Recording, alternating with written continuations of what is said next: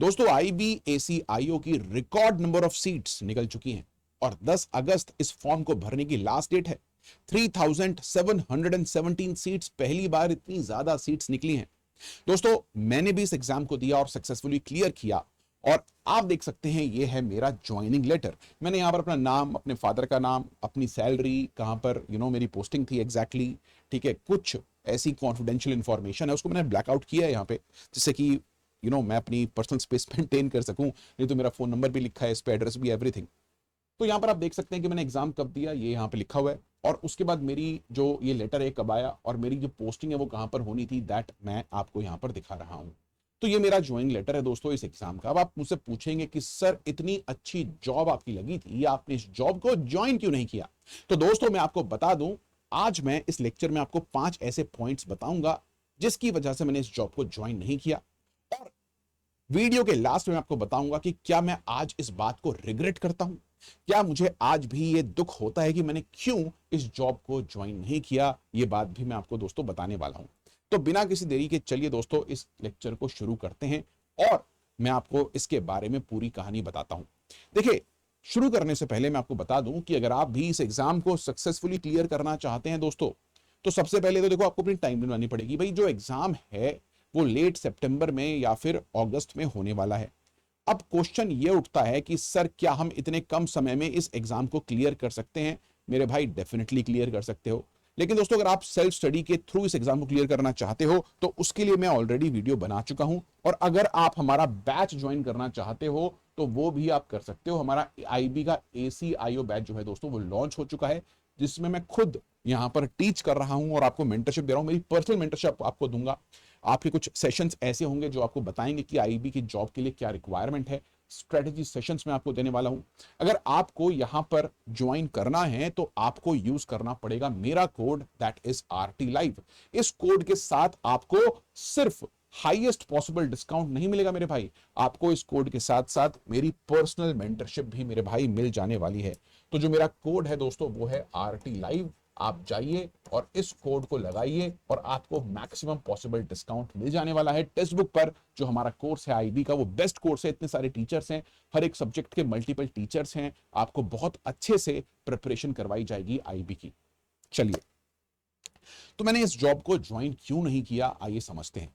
देखिए दोस्तों, मैं 2013-14 में UPSC की और SSC की दोनों की तैयारी कर रहा था। SSC की थोड़ी कम कर रहा था, UPSC की थोड़ी ज्यादा कर रहा था। तो मेरा पहले अटेम्प्ट में ही प्रीलिम्स क्लियर हुआ, उसके बाद मैंने मेंस दिया, मेरा मेंस क्लियर नहीं हुआ।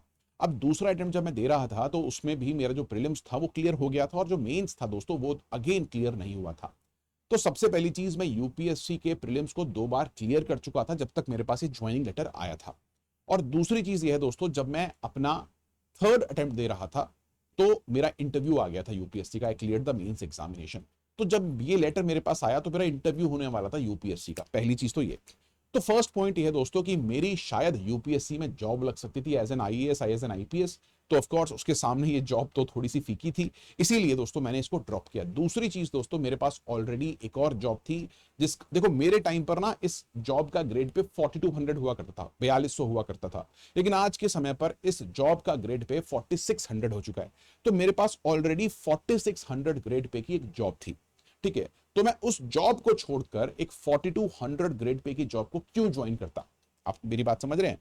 तो मेरे पास ऑलरेडी 4600 ग्रेड पे की एक जॉब थी और मेरे सामने एक ऑफर था 4200 की ग्रेड पे ज्वाइन करने का। तो इसीलिए मैंने इसको ड्रॉप कर दिया। लेकिन आज के समय पर दोस्तों मैं आपको बता दूं कि अगर आप इस जॉब को ज्वाइन करते हैं तो with in like 5 to 6 years आप एक गजेटेड ऑफिसर बन सकते हैं, आप एक DCIO बन सकते हैं, अगर आपकी परफॉर्मेंस अच्छी रही और आपने इंटरनल एग्जाम्स को अच्छे से क्लियर किया तो, ठीक है। तो ये बात आपको समझ में आनी चाहिए, बहुत ही ज्यादा महत्वपूर्ण है। तो 2 महत्वपूर्ण पॉइंट दोस्तों ये थे। पहली चीज, मैं UPSC सिविल सर्विसेज का एग्जाम लगभग क्लियर कर चुका था, और दूसरी चीज मेरे पास ऑलरेडी 4600 की जो ग्रेड पे थी उसकी जॉब थी। तीसरी चीज ये थी दोस्तों, जो इसकी ट्रेनिंग थी वो शिवपुरी में होती है, और जब मेरे को उस ट्रेनिंग पे बुलाया गया था तब मेरा UPSC का इंटरव्यू आ गया था, ठीक है। तो मैं एक बार को जाता भी, सोचता भी, लेकिन फिर मुझे कोई फायदा इसको ज्वाइन करने का लगा नहीं। चौथी चीज दोस्तों ये थी, जो मेरी पोस्टिंग थी वो थी एयरपोर्ट पर, जहां पर नाइट टाइम ड्यूटी मुझे करनी पड़ती, ठीक है। और जो मेरी फैमिली थी वो ये मेरे से कह रही थी कि भैया आप नाइट ड्यूटी करने से अच्छा है जो भी आप सरकारी नौकरी आपके पास है 4600 की ग्रेड पे की जो सुबह 9 से 6 की जॉब है आप वो करो और साथ साथ यूपीएससी का एग्जाम दे लो। ठीक है, तो मेरी फैमिली भी थोड़ा सा अलाइंड नहीं थी मेरे को इस जॉब में रखने के लिए। जी हाँ दोस्तों, और आखिरी पॉइंट दोस्तों ये था कि ऑफ कोर्स मुझे यूपीएससी क्लियर करके आईएएस आईपीएस बनना था और बनने के बाद एक बिगर चेंज लेकर आना था। अब ये 5 पॉइंट्स मैंने आपको बताए कि क्यों मैंने इस जॉब को ज्वाइन नहीं किया। अब क्वेश्चन ये भी उठता है कि सर क्या हमें इस जॉब को देना चाहिए? जी हाँ दोस्तों, देखिए अगर आपके पास कोई और ऑप्शन नहीं है, कोई और जॉब अभी तक नहीं है, तो आपको इस एग्जाम को देना ही चाहिए दोस्तों। ऐसा नहीं है कि इस जॉब में हमेशा आपको फील्ड ड्यूटी मिलेगी, बहुत बार आपको बेंच ड्यूटी भी मिलती है जिसमें बैठकर आप दूसरे एग्जाम्स की तैयारी कर सकते हो। साथ ही जैसे ही सरकारी नौकरी लगती है दोस्तों, मेंटल बड़ा पीस आ जाता है। मैं आपको बता दूं, जब मेरी पहली बार जॉब लगी थी तो बड़ा मेंटल पीस आ गया था। उसके बाद मैं यूपीएससी अच्छे से दे पा रहा था, बहुत टेंशन मुझे नहीं होती थी, नहीं तो इतनी टेंशन हो जाती थी कभी कभी कि मैं एग्जाम को नहीं दे पाता था। ठीक है, इसलिए मेरा मुख्य परीक्षा मेंस एग्जाम नहीं क्लियर हो रहा था 2 बार से। ठीक है, तो ये बात भी आपको समझ में आनी चाहिए। तो आपके पास अगर कोई और अपॉर्चुनिटी नहीं है, कोई और जॉब नहीं है, तो डेफिनेटली आपको इस जॉब की तरफ जाना चाहिए। बहुत अच्छी जॉब है, फ्यूचर प्रोस्पेक्ट्स इस जॉब के बहुत अच्छे हैं दोस्तों। इसमें आपको पर्क्स जो मिलेंगे, गाड़ी, ठीक है, आपको रहने की जगह, सरकारी फ्लैट, ये सब बहुत ही बढ़िया है। This is a very good job. आज के टाइम पर तो ये जॉब बहुत अच्छी हो चुकी है। 4600 ग्रेड पे इसका ऑलरेडी हो चुका है, मेरे टाइम पर 4200 ग्रेड पे था। ठीक है, तो आपको डेफिनेटली इस जॉब की तरफ जाना चाहिए। मुझे लगता नहीं कि अगर मैं उस समय पर, ठीक है, इस जॉब को ज्वाइन करता, वो वाली जॉब छोड़ के, तो कोई प्रॉब्लम होती। बस प्रॉब्लम होती थोड़े से पैसे की। लेकिन ऑफ कोर्स दोस्तों यूपीएससी मेरे सामने था और इसी वजह से मैंने इस जॉब को छोड़ा। तो आपको डेफिनेटली, अगर आपने अभी तक भी कोई एग्जाम क्लियर नहीं किया है, इस एग्जाम को आप क्लियर कर सकते हो और एक जॉब पा सकते हो। लेकिन साथ साथ अपने दूसरे एग्जाम्स भी उसके बाद आप दे दीजिएगा। ठीक है, अच्छा, अब प्रश्न ये उठता है कि सर क्या सिर्फ फील्ड जॉब है? नहीं, देखो दोस्तों, फील्ड जॉब तो है ही है, लेकिन साथ में आपके पास ऑप्शन होगा बेंच जॉब का। आप बैठकर ऑफिस जॉब भी कर सकते हैं। स्पेसिफिकली जो लड़कियां हैं वो परेशान है कि सर हम फॉर्म भरें ना भरें, क्या हम एलिजिबल हैं। देखो मैं आपको बता दूं, लड़कियों के लिए बेंच जॉब रहती है, ऑफिस जॉब रहती है, कोई प्रॉब्लम नहीं है। जो इंटेलिजेंस गैदर होती है उसको एनालाइज भी करना पड़ता है, आपके ही स्किल्स इंप्रूव होंगे। यहां से ना अपॉर्चुनिटी 100 हैं। आप एनटीआरओ में जा सकते हो, रॉ में जा सकते हो, कहीं भी जा सकते हो डेप्यूटेशन के ऊपर दोस्तों। ठीक है, तो आपको डेफिनेटली इस जॉब के लिए जाना चाहिए। अब सबसे इंपॉर्टेंट क्वेश्चन दोस्तों, वीडियो खत्म करने से पहले आता है, क्या मैं इस जॉब को ज्वाइन करने पर रिग्रेट करता हूं? मैं ज्वाइन नहीं किया तो मैं रिग्रेट करता हूं? नहीं दोस्तों, मुझे रिग्रेट नहीं होता सच्ची बताऊं तो, क्योंकि जो मेरी खुद गवर्नमेंट जॉब थी वो मैंने खुद छोड़ी है 4600 ग्रेड पे की। ठीक है, क्योंकि यार गवर्नमेंट जॉब में मैं ना थोड़ा सा क्रिएटिव इंसान हूं। ठीक है, क्रिएटिव, तो बिल्कुल रोट हो गया था। सुबह जाओ शाम को आओ, सुबह जाओ शाम को आओ, कुछ अच्छा नहीं लग रहा था मुझे। ठीक है, ऊपर से मैं अपने घर से बहुत दूर था, इस जॉब में भी अपने घर से बहुत दूर रहता, और मेरे फादर को भी कैंसर हो गया था दोस्तों 2019 में। तो इसीलिए मैंने यार वो जॉब छोड़ दी। रिमोट एरिया में मेरी वहां पर पोस्टिंग आ चुकी थी। ठीक है, और I left that job and I came back home and उसके बाद I started doing this thing. ठीक है, और मैं बहुत खुश हुए काम करने में, मेरा पैशन है दोस्तों टीचिंग। सो मेरे लिए ये इंपॉर्टेंट था कि मैं अपनी फैमिली का ध्यान रख पाऊँ।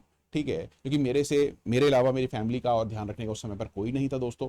ठीक है, मुझे अपने फादर का ध्यान रखना था। सो मैं रिग्रेट नहीं करता हूं दोस्तों। ऑफ कोर्स अपने पेरेंट्स के लिए तो हमें कभी रिग्रेट नहीं करना चाहिए कि अपने अपने पेरेंट्स के लिए अगर कुछ सेक्रीफाइस किया है तो पहली चीज को कभी जताना नहीं चाहिए। ठीक है, और दूसरी चीज दोस्तों, कभी भी अपने पेरेंट्स का सम्मान जो है असम्मान नहीं करना चाहिए, उनका इंसल्ट नहीं करना चाहिए। तो ये चीज आपको पता होनी चाहिए, बहुत ही महत्वपूर्ण ये चीज दोस्तों यहाँ पर हो जाती है। तो मेरे को बिल्कुल भी रिग्रेट नहीं है दोस्तों कि मैंने इस जॉब का जो अपॉर्चुनिटी इसको छोड़ा। I don't have any regret.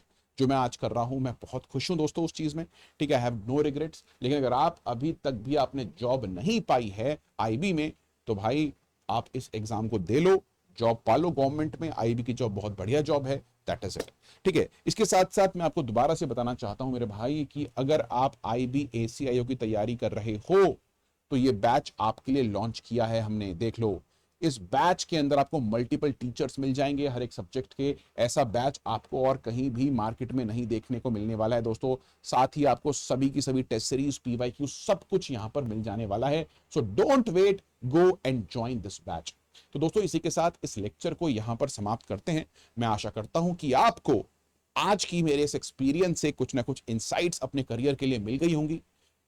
In insights को लो, मेरे एक्सपीरियंस का यूज करके अपने करियर को बढ़ाओ, बेहतर करो, लाइफ में टेंशन्स को खत्म करो और अपनी फैमिली को सपोर्ट करना शुरू करो। तो दोस्तों ये कहानी है। नमस्कार, आपसे मुलाकात होगी अगले लेक्चर में।